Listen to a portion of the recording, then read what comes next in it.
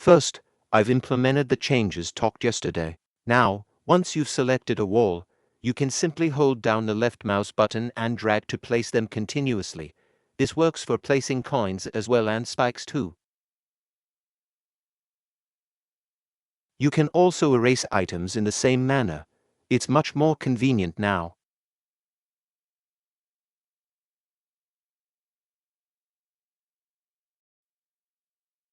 Next, a cannon was developed, offering for selectable firing directions. It fires shells at timed intervals. Be sure to dodge carefully.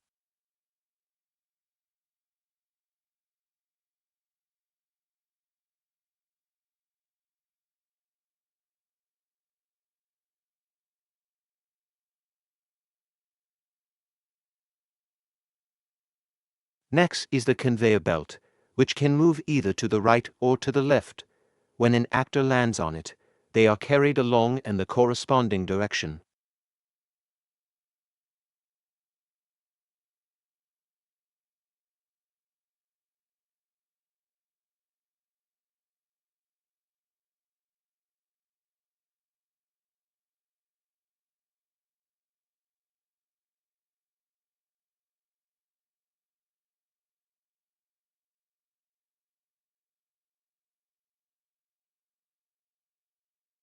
While on the conveyor belt, the actor can jump to clear obstacles.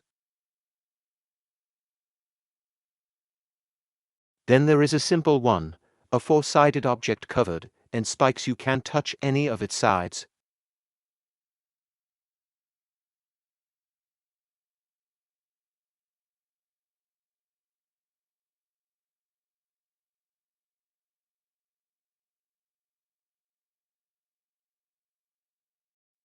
The final elements to be implemented were the keys and switch walls.